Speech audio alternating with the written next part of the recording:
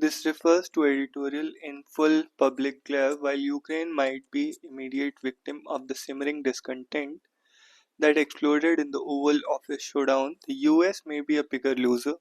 This episode, along with other inward-looking policies such as Trump's demands for NATO allies to increase their military contributions and imposing tariffs on friendly nations like Canada, might serve short-term domestic interest but could ultimately backfire. Although US allies may struggle to find immediate alternatives due to America's substantial economic and military power, they are gradually beginning to see US as an unreliable customer and a necessary burden.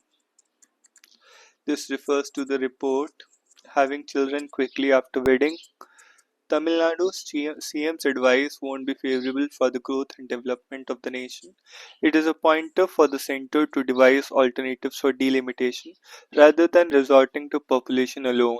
It would be an injustice to those states that performed well on population control, economic growth, and other indicators if these are not given due weightage.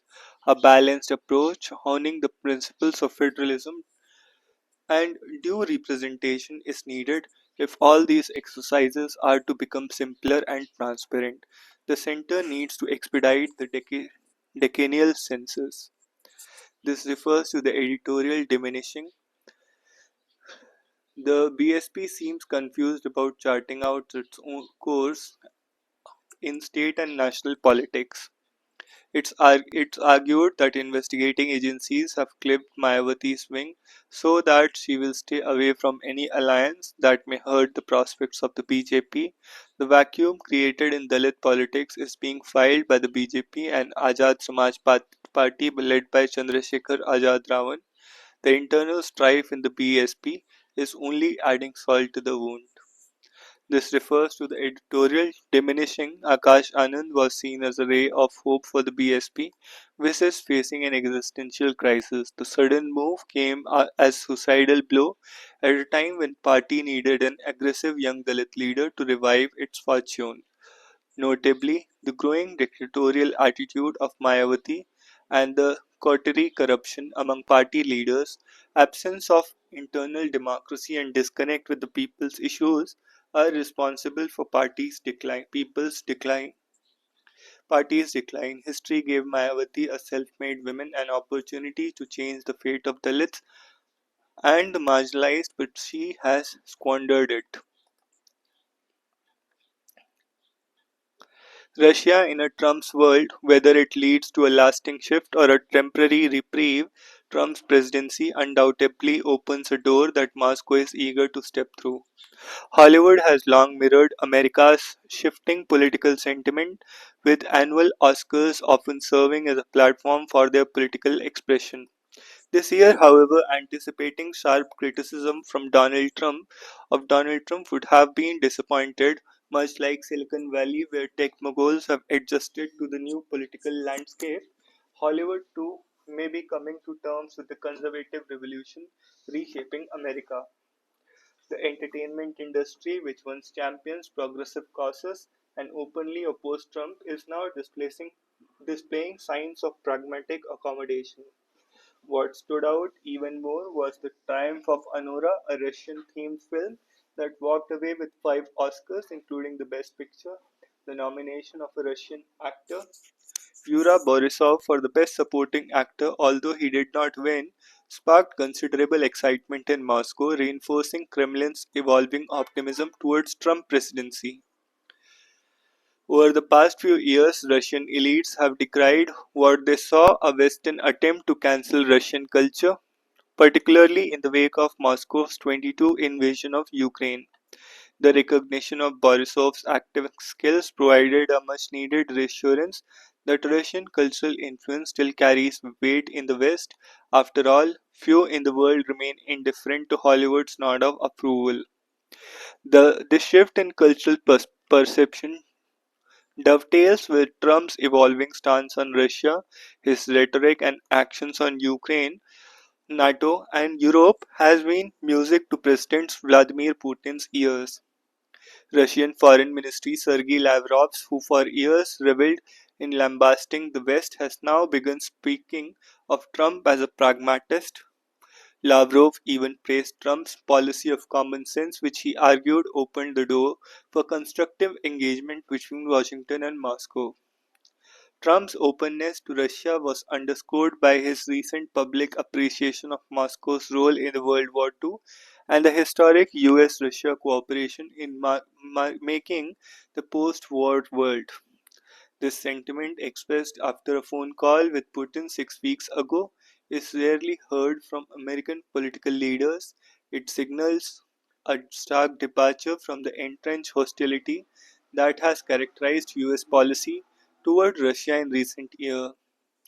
Trump has moved swiftly to engage Russia despite opposition from Washington's foreign policy establishment.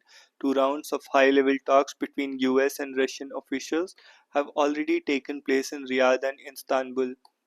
Both sides are exploring ways to restore their embassies to full operational capacity, indicating confidence building initiate new confidence building measures and find common ground in ending war in Ukraine. Trump has also floated the idea of lifting the sweeping sanctions imposed on Russia over the past 3 years. He has also proposed bringing Moscow back into the G7, stark reversal from the previous efforts to isolate Russia on the world stage. Trump has expressed his intention to visit Russia and host Putin in the US, and reports from Washington say preparations are on for an early summit between the two leaders. Trump's commitment to improving US-Russia ties is not a mere political maneuver, it is a long-held conviction. Throughout his political career, he has challenged Washington's bipartisan consensus on treating Russia as a hostile power, even in the face of relentless effort by the US establishment to portray him as a Kremlin agent, a charge that would end the career of any American politician. Trump has remained steadfast.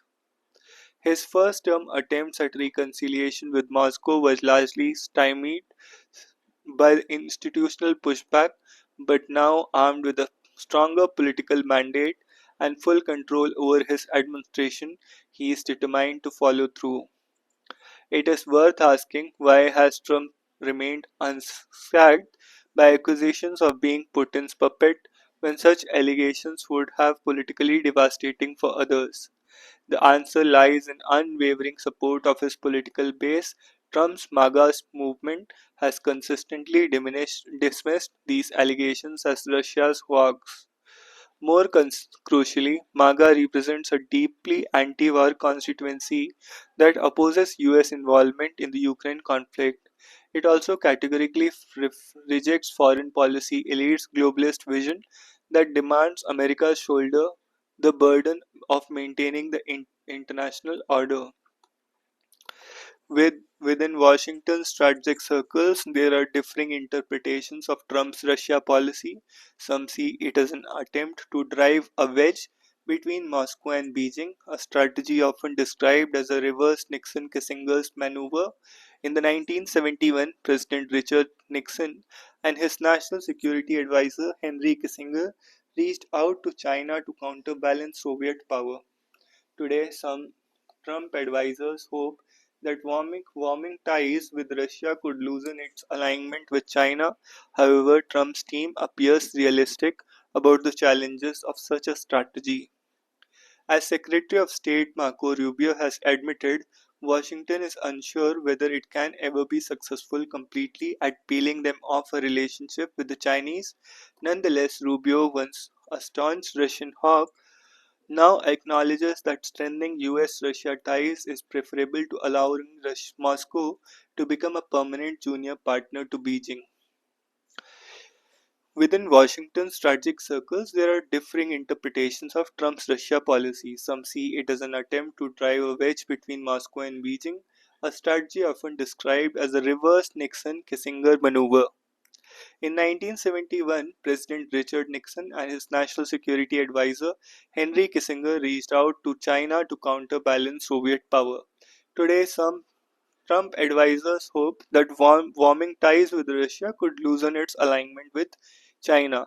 However, Trump's team appears realistic about the challenges of such a strategy. As Secretary of State Marco Rubio has admitted, Washington is unsure whether it can ever be successful completely at peeling them off a relationship with the Chinese. Nonetheless, Rubio, once a staunch Russian hawk, now acknowledges that strengthening US Russia ties is preferable to allow Moscow to become a permanent junior partner to Beijing. Others interpret Trump's Russia outreach as part of a broader shift in the US foreign policy towards offshore balancing. Rather than striving for American dominance on global affairs, this approach recognizes the world's return to a natural multipolar state. Notably, Rubio is the first senior US leader to explicitly describe the unipolar Cold War era as an anomaly, one that is now fading. From Russia's perspective, Trump's presidency presents both an opportunity and a risk.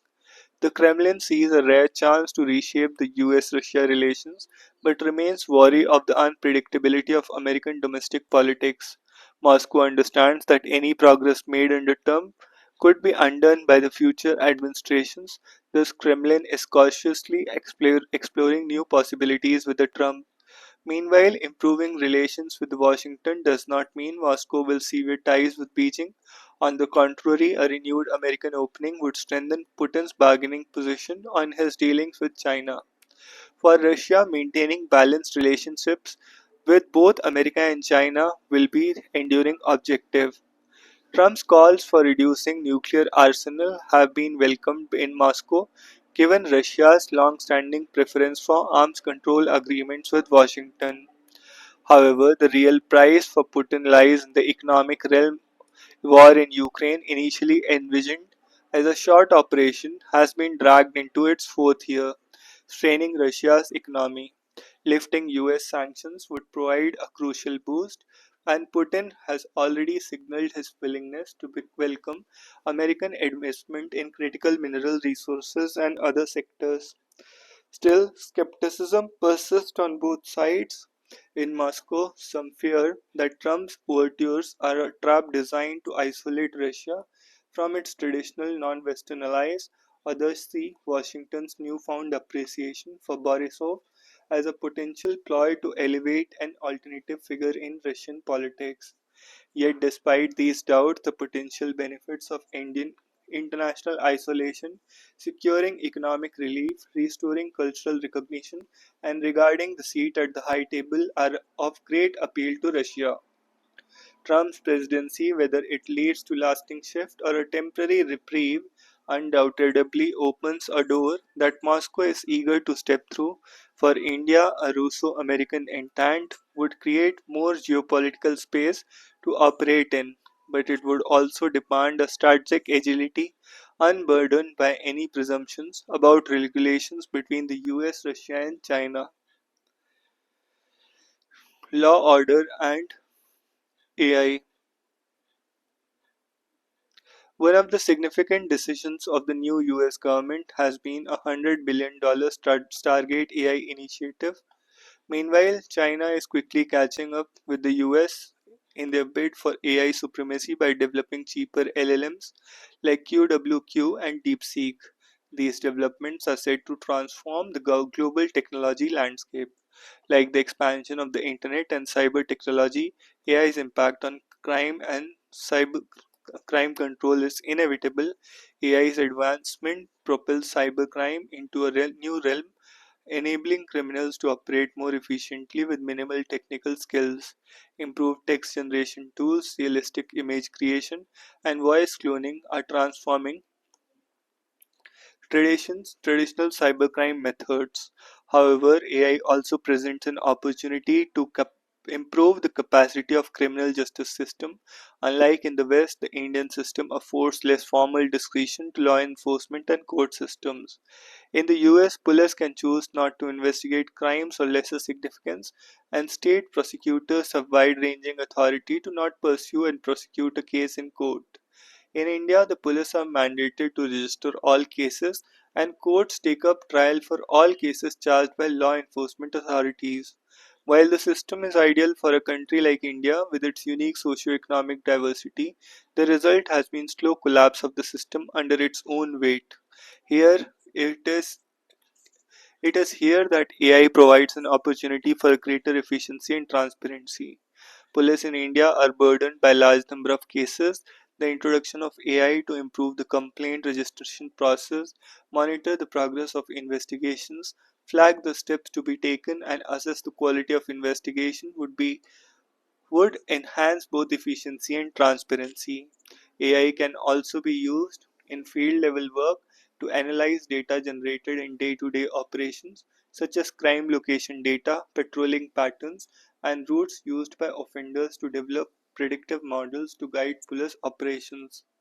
The supervisory burden at the district headquarters can be greatly reduced through the use of AI for data collection, collation, and analysis. With its extensive capacity to process spreadsheets, images, and auditory data, AI can make supervision more efficient and enhance the capacity to deliver justice.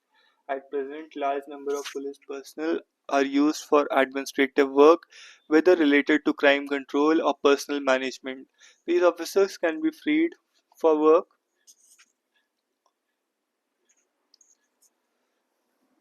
that could directly benefit the public, such as investigation, law and order, patrolling, and traffic management.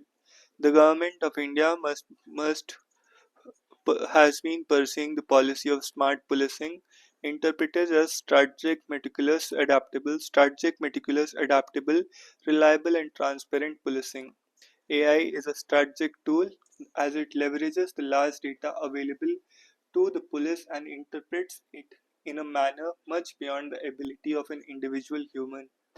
The capacity of AI to process data in various formats, ranging from text to image to voice, ensures that no aspects of a problem is overlooked. Human processing of information may result in inadvertent or willful neglect of crucial evidence during investigation and other decision making processes. AI can therefore improve the rigor and meticulousness of the criminal justice process. The ability of AI to tabulate and present large amounts of data over long periods enhances intra-organizational transparency and makes reliable information about the public. The goals of smart policing, which were set by the Prime Minister, could be achieved rapidly with the comprehensive rollout of AI. The judicial system in India has great legitimacy among the public. However, this well earned legitimacy is being undermined by a backlog of over 50 million cases. The government and courts have generally pursued a policy of increasing the number of courts and personnel to overcome the colossal backlog. However, in the view of financial burden, the marginal benefits of such measures, it is clear that this strategy is bound to fail. It is here that leveraging technology would be more feasible mechanism to overcome the fundamental problem of backlog of cases. To begin with, technology can be used as a trial stage through AI-powered transcription of court proceedings. Management of case files and other documents by automation can make it easier to store, access, and share documents. AI can help detect anomalies, contradictions, and frauds in documents submitted to the court, reducing delays in document authentication and ensuring minimal errors. The technology can also assist in comparisons across decided cases and examining precedents while taking decisions on bail or sentencing. AI would be an asset for judges while conducting research and writing judgments. It could also be used for supervising the workload of lower courts by higher courts. These steps have to be taken after ensuring accuracy, data privacy, and other ethical considerations. From an ethical policy perspective, central and state governments could take steps to enhance the efficiency of criminal justice system through extensive use of AI. As a first step, a task force should be appointed to study and recommend modalities of the use of AI in public service, especially justice administration. An expedited rollout of AI in police stations, district and state levels, coupled with comprehensive training of personnel is essential. While the two global powers battle it out for AI supremacy, it may be some time before India achieves a place in the sun as the leader in this technology, but in the meantime, we should use the technology astutely to successfully administer administrative public service problems. AI can help detect anomalies, contradictions, or fraud in documents submitted in court, etc. Through a combination of soft and hard power, Europe must seek to ensure Kiev has agency and voice in peace negotiations.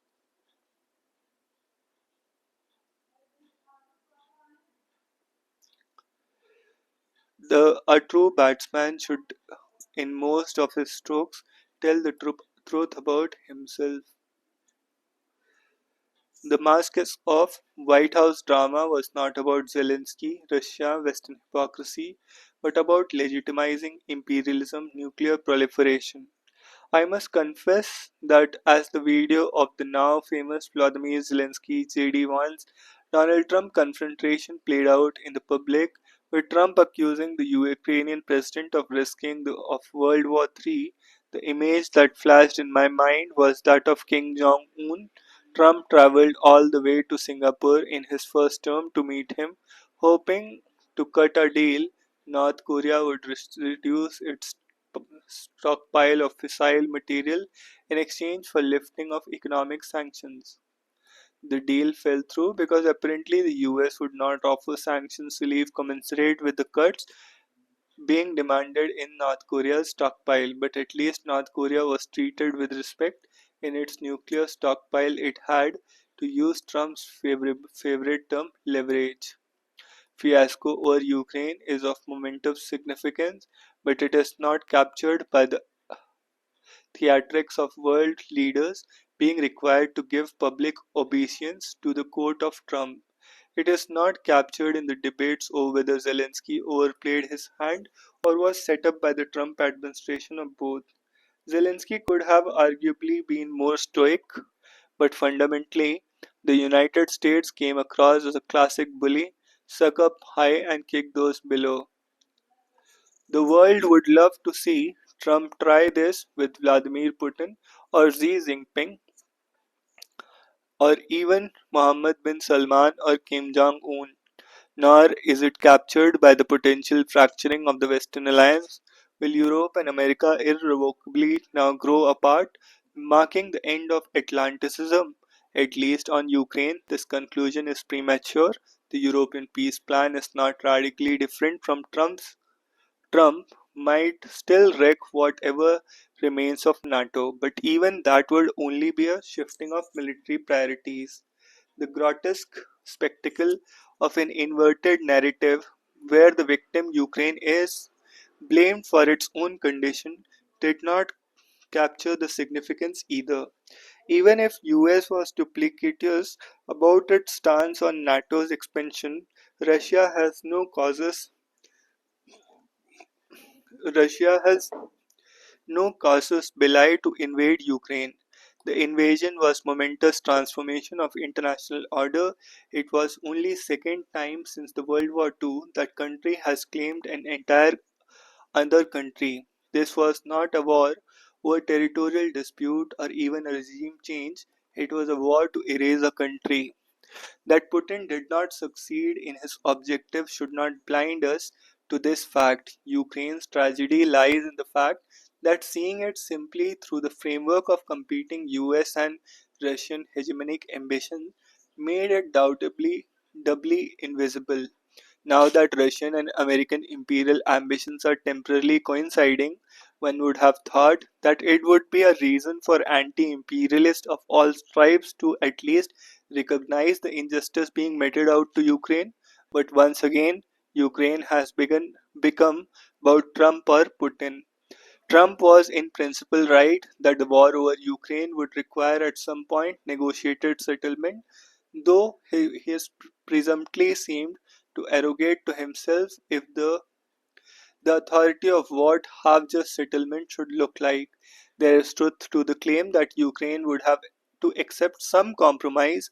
It was in the interest of the US to force a peace or back out, but Trump's retelling of the history of what happened to Ukraine has a far deeper significance. The significance is that Ukraine episode may prove to be a single biggest impetus to the nuclearization of the world in recent memory. Ukraine gave up what was one of the largest stockpiles of nuclear weapons in 1994. Those who fret about the threat of NATO expansion towards Russia forget that this act by Ukraine was premised on security guarantees by international community including West and Russia's. In 1994, it would have reputationally and economically expensive for Ukraine to hold on to its nuclear arsenal. But the fact that the invasion of Ukraine happened at all proved profound failure not of Ukraine as Trump suggests, but of the international community which failed to uphold its security guarantees to a country that had willingly given up its nuclear arsenal. The only possible conclusion to be drawn from the needles of humiliation of Ukraine is this: it is now clear that imperialism, the outright claiming of whole countries without cause, is being re-established as a norm in international relations. The significance is that Ukraine episode may prove to be the single biggest impetus to the nuclearization of world in recent memory. Ukraine gave up what was one of the largest stockpiles of nuclear weapons in 1994. Those who fret about the threat of NATO expansion towards Russia forget that this act by Ukraine was premised on security guarantees by the international community, including the West and Russia. In 1994, it would have been reputationally and economically expensive for Ukraine to hold on to its nuclear arsenal. It was a remarkable feature of the post 1945 order that wars for full territorial conquest had significantly disappeared. In the book Internationalist, Ona Hathaway and Scott Shapiro had documented more than 150 territorial wars preceding 1945. The number was down to a handful. Trump was not slapping Ukraine, he was legitimizing imperialism. This is going to have serious consequences. The relative stability of the global order depended on delicate nuclear equilibrium with a number of pillars. The first was the stability of deterrent effects of the principal dyads among the nuclear adversaries, especially the US and Russia. The second, the second was despite the nuclearization of Israel, Pakistan, and India, the relatively small number of nuclear states, this was in part premised on various security guarantees given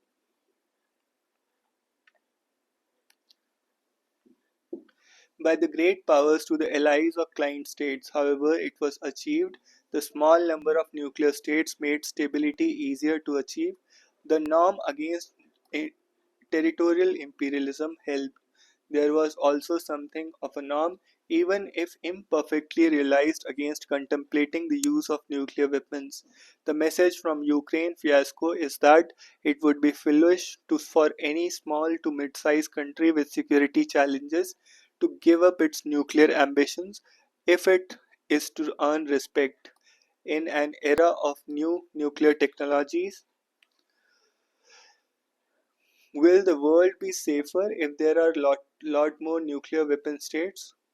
There, there is a Schadenfreude over the fact that the mask came off of the international order, but at the end of the day, public fiasco is the White House was not about Zelensky or Russia or the hypocrisy of the West, nor it was about countries like India navigated between Russia and how countries like India navigated between Russia and United States.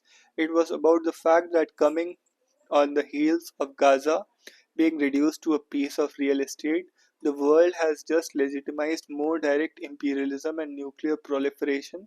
The joke is not on Trump, it is on the international community. What should India do?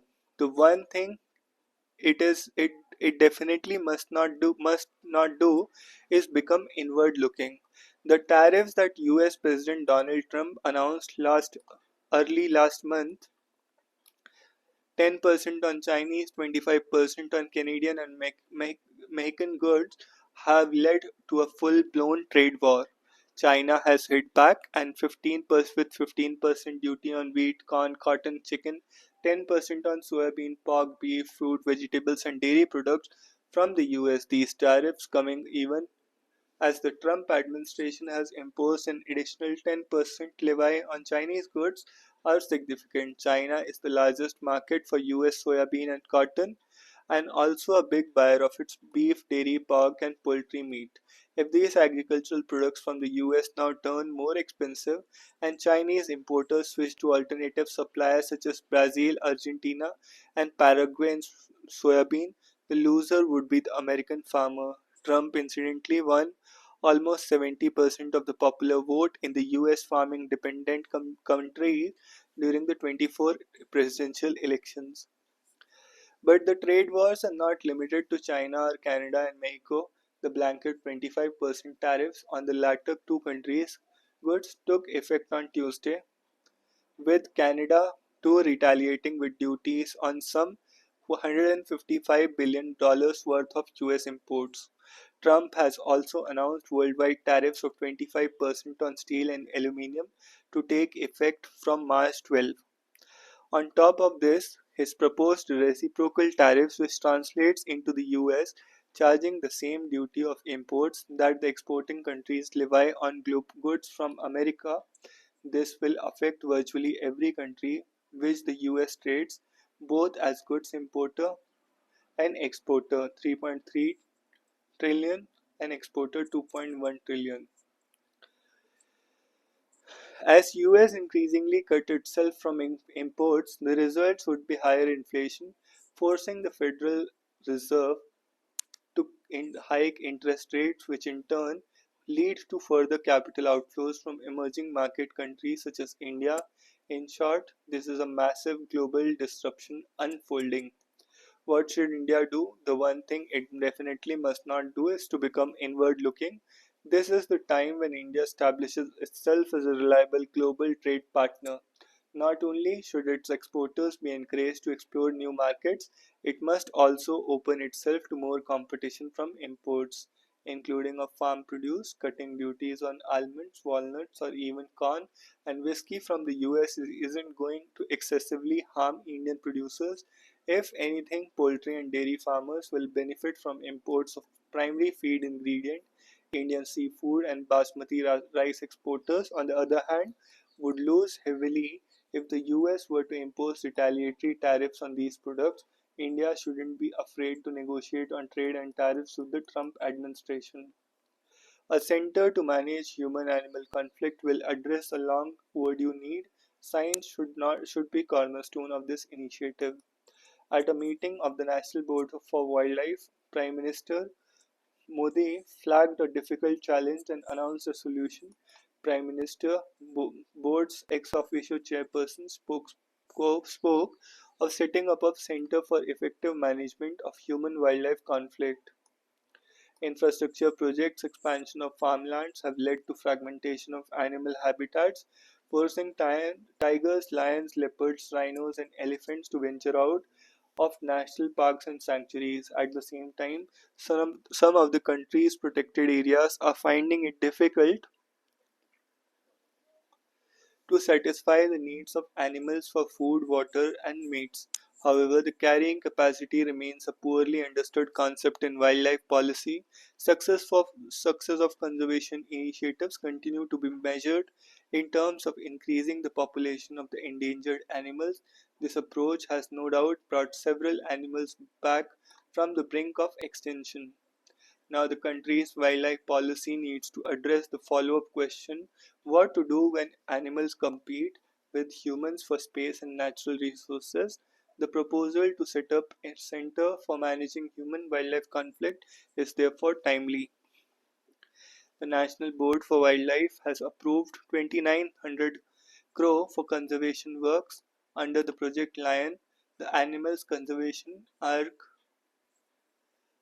is a good indicator of what is right and wrong with the country's wildlife policy. In the early years of 20th century, animal numbers had dwindled to less than 20, largely in the area that is today designated as the Gir National Park. That the last lion census in 2020 tallied more than 670 of the majestic animals is a tribute to efforts of scientists and forest officials of the protected areas.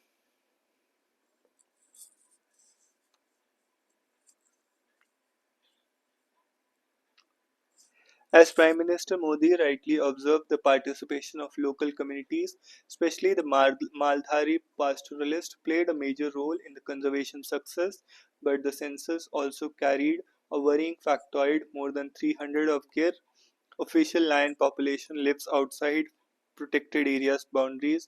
Experts believe that the prey base at the park cannot sustain the increasing number of lions who then attack livestock in the nearby villages. Lions are increasingly spotted in villages, roads, or even beaches. However, even as the big cats have come into conflict with humans, been run over by trains, or claimed by deceased, Gujarat government has suggested translocating some of them out of state.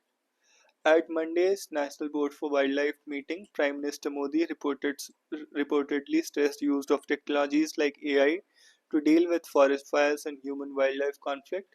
It is important that science, not regional or state pride, remains the cornerstone of conservation. At the core of Indian domestic cricket is a geopolitical center of country arid and famine-ridden Vidarbha. Minnows for most of the existence of Ranji Trophy circuit. Their concomitants can no longer be termed as a fairy tale. Their third title in 7 years emphasizes their stature as a domestic powerhouse. Their unbeaten march to the title, outrightingly winning 8 of the 10 games en route. Sambal, two more members of insurance fraud gang held renewed focus on Dwarka underwater exercise to understand the ancient city. We should get what it's ours, Yogi, on reclaiming religious practices.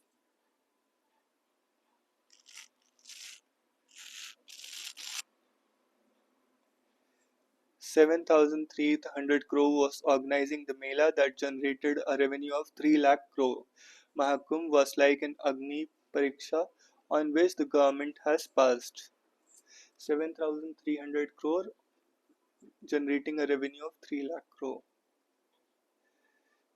Central public sector enterprises rely more on budgetary support, less on own resources and private capital.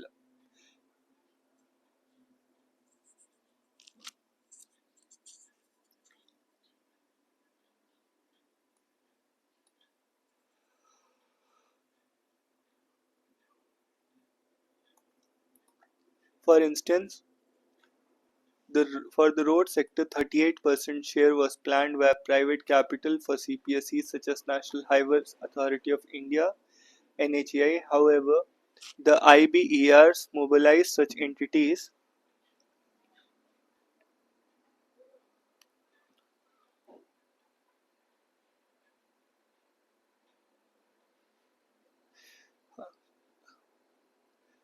have come down progressively.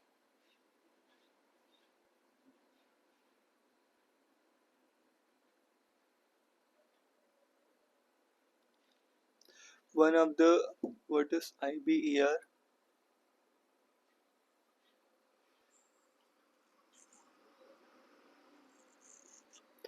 Internal and extra budgetary resources. Internal and extra budgetary resources.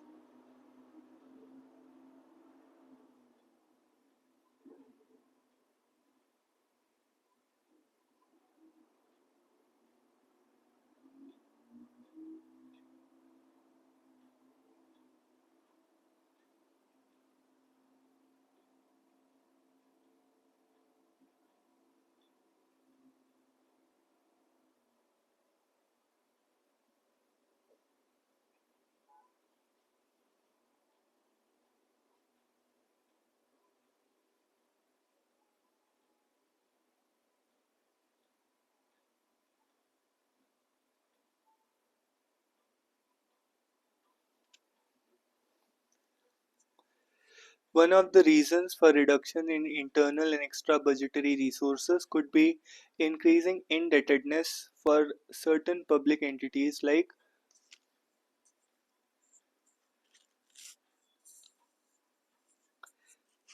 NHAI. The reduction in resource mobilization by the CPSEs on their own and through private sector is being seen as the reason for concern for infrastructure sector, especially the road sector.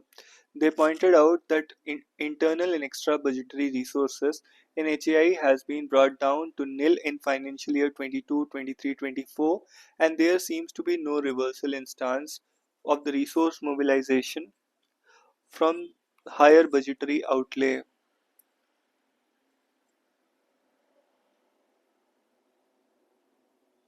The budgetary outlay support from the government had come after a sharp rise in NHAI's debt liability. NHAI's debt has risen from 23,000 crore to 3,48,000 crore in March 2022. The Standing Committee on Transport had at that time noted that high budgetary support alone may not be sufficient to meet the investment requirements of NHAI. The internal and extra budgetary resources mobilized by CPSEs has come down progressively from 6.42 lakh crore in FY20 to 3.63 lakh crore in FY23 to be met by budgetary support.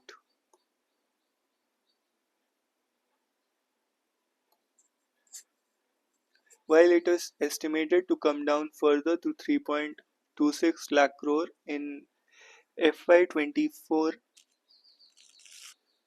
then picked up to 3.89 lakh crore as per actual figures. Investment in CPSEs through budgetary support in the form of equity and loans has meanwhile more than doubled in the 5 years beginning FY20.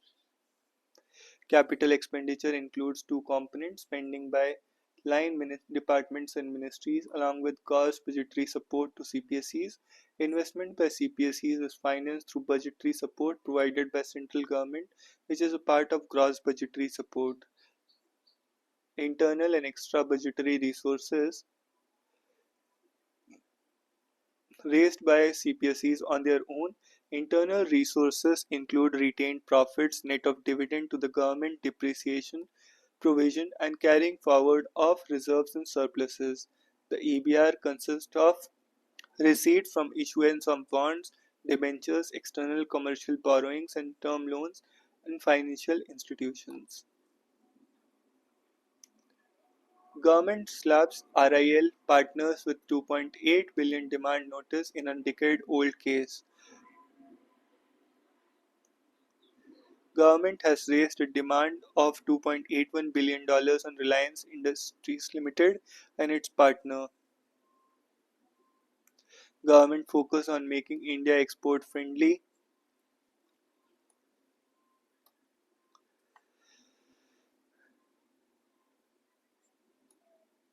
MSMEs as engine of growth, manufacturing, exports, regulatory investment, and ease of doing business reform. Our government remains steadfast in reducing regulatory burdens and enhancing trust-based governance to improve ease of doing business. Through the budget announcements, we are taking various steps towards making India a seamless export-friendly economy where where bus- one where businesses are free to focus on innovation and expansion. New bilateral investment treaties is more aligned to global investment, says CEA, better aligned to demands of dynamic global investment environment. What does Navratna status for IRCTC and IRFC mean? The Centre on Monday approved the upgradation of IRCTC and IRFC as country's 25th and 26th Navratna companies respectively. All seven listed CPSEs for Indian Railways have now Navratna status. The Indian Railways have 12 CPSEs. Navratnas are second category of the country-owned Ratnas companies, placing Maharatnas and Mini Ratnas placed between Maharatnas and Mini Ratnas based on criteria including profitability, net worth, earnings, internal sectoral performance, etc. Six indicators: ratio of net profit to net worth, ratio of manpower cost to total cost of production of services, profit before depreciation, interest and tax, PBDIT, ratio of PBIT, profit before interest and taxes, earning per share, intersectoral performance of the countries, a company. If the six indicators carry weight from 10 to 25%, if a CPSE has a composite score of 60 or higher of all the six indicators and has obtained a excellent or very good MOU rating in 3 or at least last 5 years, it is eligible to considered for Navratna status. In a post on X announcing the Navratna status of two companies, the department DPE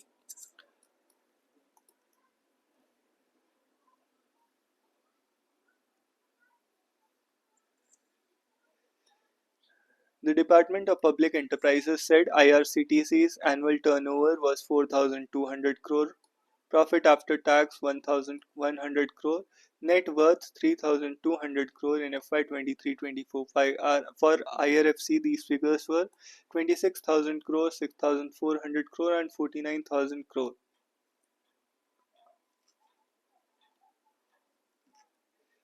IRCT is an extended arm of the Indian Railways and the only entity selling train tickets online. Ministry of Railway holds a 62% share in IRCTC. As of March 24, its turnover was 4,200 crore, profits 1,100 crore, net worth 3,200 crore, market capitalization of 74,000 crore. IRFC's main function is to secure Indian Railways extra budgetary resources requirements to market borrowings in the most competitive rates and terms. The Ministry of Railways holds 86% of the IRFC. As of March 24, the company has market cap of 1,86,000 crore. In several ways, from achieving greater financial autonomy to making global expansion easier to acquiring a better market position, having got Navratna status, IRCTC and IRFC can invest up to 1,000 crore or 15% of their net worth in a single project without government approval. It makes them more financially autonomous. A senior ministry official said the companies can form joint ventures and subsidiaries, enter into mergers or acquisitions without direct government intervention.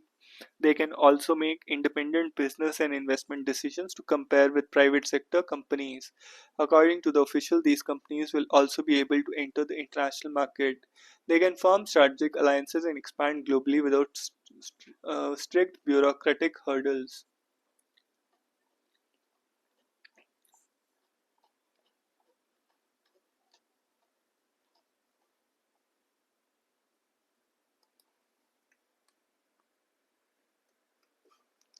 Spat regrettable, ready to work under Trump's strong leadership, Zelensky. Ukrainian President Volodymyr Zelensky said Tuesday the Oval Office blow-up with US President Donald Trump last week was regrettable, adding that he stands ready to work under Trump's strong leadership to get the lasting peace. Zelensky's remark, an apparent attempt to placate Trump, came in a social media post on X hours after the White House announced a pause military aid to Ukraine that is critical to fighting Russia's invasion.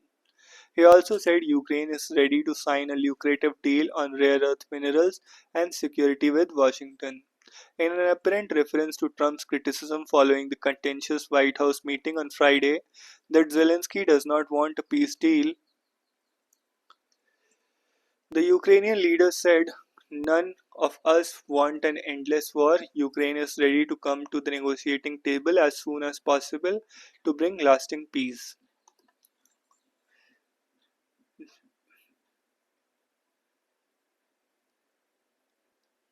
Nobody wants peace more than the Ukrainians. My team and I stand ready to work under President Trump's strong leadership to get the peace that lasts. The meeting did not go the way it was supposed to be. Zelensky said it is regrettable that it happened this way. It is time to make things right. We would like future cooperation and communication to be constructive. Zelensky's statement came before Trump expected to address the US Congress later Tuesday. British Prime Minister Keir Starmer spoke to the Ukrainian leader and welcomed President Zelensky's steadfast commitment to securing peace. Zelensky's post came Zelensky post came as officials in Kiev said they were grateful for vital U.S. help in the war and want to keep working with Washington. Ukraine's Prime Minister, though, said the country still wants security guarantees to be a part of a peace deal and won't recognize Russian occupations of the Ukraine land. EU considers defense plan worth 800 billion euros. The chief of the European Union's executive proposed a 800 billion euros plan to beef up the defense of EU nations, aiming to lessen the impact of potential US disengagement. US Commission President Ursula von der Leyen said the massive Rearm Europe package will put the 27 EU leaders. They are holding an emergency meeting in Brussels on Thursday. Her plan has already been the works before Trump's decision. So, if the member states would increase their defense spending by 1.5% of GDP on average, this could create fiscal space of close to $650 billion. Trump hits China, Canada may go with tariffs, Beijing, Ottawa retaliate.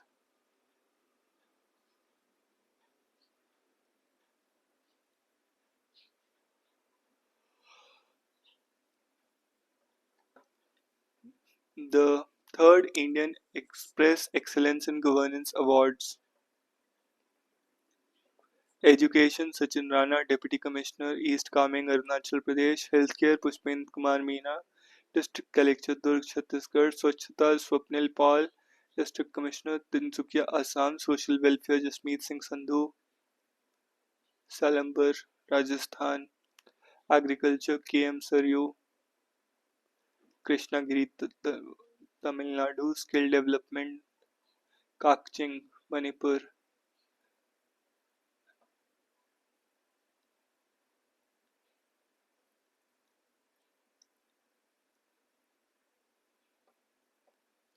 Underlining that imperative of governance is to build trust between government and society, Ashwini Vaishnav, Union Minister of Railways, Information and Broadcasting, Electronics and Information Technology said Tuesday that people need to believe that system will work for us, support us and give us justice.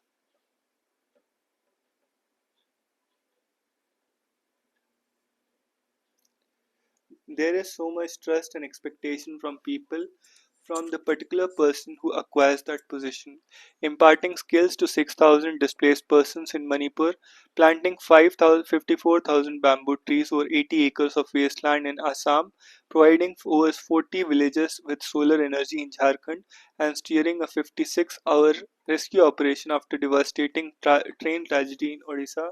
These are among the landmark endeavors undertaken by district magistrates across the country that were acknowledged. Skills to 6,000 displaced persons in Manipur, imparting skills to 6,000 displaced persons in Manipur, imparting skills to 6,000 displaced persons in Manipur. Rohit Anand, Deputy Commissioner, Kakching, Manipur, planting 54,000 bamboo trees over 80 acres of wasteland in Assam, planting 54,000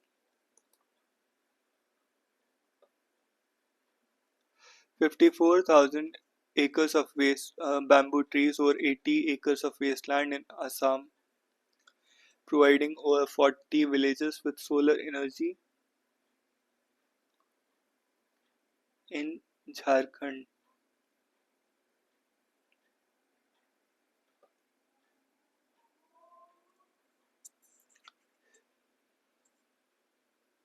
Days after spat with Zelensky, Trump pauses Ukraine aid.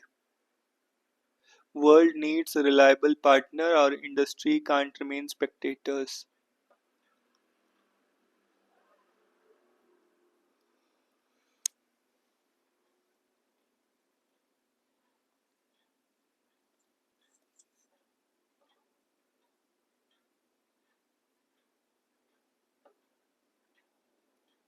Officers should have open mind, listen to people and find solutions. Vaishnav, the district magistrate is not just a person but an institution because of the expectation people have from the post, said Union Minister Ashwini Vaishnav.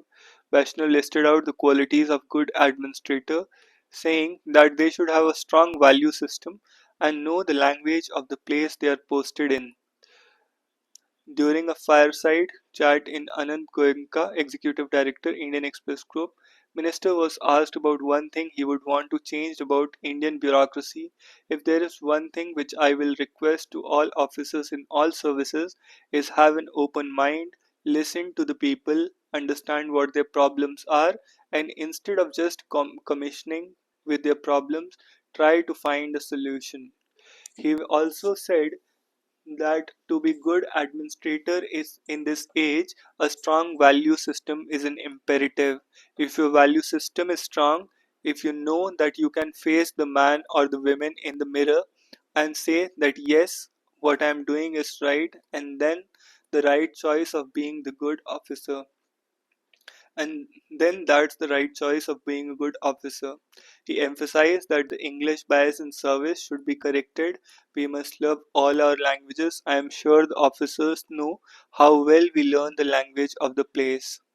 During his opening remarks, Vaishnav, the Union Minister for Railways, Information and Broadcasting, Electronics and Information Technology, also reminisced about his days as a civil servant when he served in Odisha's Balasore and Cuttack districts as a DM. The people who are coming in services today are much smarter, far better exposed to today's technologies. The fund flow in the districts is significantly higher compared to what it used to be in the past. Adding that the world today is very different, he underlined the role of specialization was increasing day by day. Gone are the days when a pure generalist approach would do well. Time has come when even in humanity related departments that a ministry of social justice, the understanding of what caste is, how caste into place in a country, how ages of discrimination have shaped people thinking. It requires specialized thinking.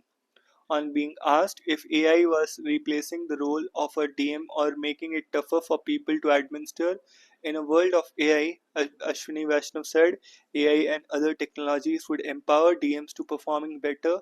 They're improving their efficiency and making strong communications between citizens and the government is improving.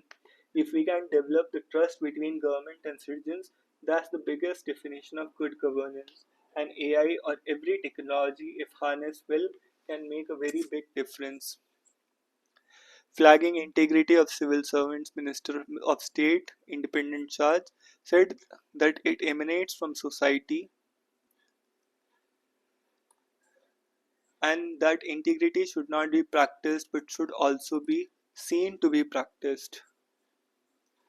The best measure of this it is practiced when nobody is watching you. I was telling them the other day in the academy what is appreciable is not what you learn from this academy, but what is equally appreciable is what you soon unlearn and learn outside. Like for example, there is a cabinet reshuffle in the middle of the night. Same bouquet which was given to me would be given to somebody else the next morning. They do so seamlessly, it's worth learning. In the past 10 years, government changed the format of PM Excellence Awards from an individual profile-based award to one based on flagship programs. The government also introduced a new post of Assistant Secretary for the new civil servants to spend 3 months in the union government before joining their respective states. He said new civil servants would be pampered when posted as SDMs with multiple attendants, but as assistant secretaries, they work with under secretaries like interns, he said. Suddenly, you have come out of the academy and you have become the big boss over there in small town. You're treated like a Maharaja. On the other hand, you have people there making a beeline to gain your patronage. On the other hand, you have matrimonial market chasing you, so in that humbug, you get confused. So we thought this could be a leveling ground. Referring to the changes in the bureaucracy, he said, there is a huge democratization of civil services. It is no longer confined to an elite section. Earlier, we had civil servants mostly from South Indian states like Tamil Nadu, for example, Kerala in north, or of course Bihar. Now we have toppers from most unlike states like Punjab, Haryana. So there's a huge demographic change, and you have huge percentage of women civil servants coming in, almost 28 to 30%, which was hardly 3 to 4% earlier on. Recalling the evolution of IA from the ICS pre-independence, he said the role and expectations from administrative service changed on August 15, 1947. The civil service of half a century ago is not one of today because, after all, he is the child of the same society. You cannot blame the civil servant for the same thing you find that has been happening inappropriately. After all, he is not different from the society that has groomed the others. But at the same time, the level of accountability has increased and the scrutiny has increased.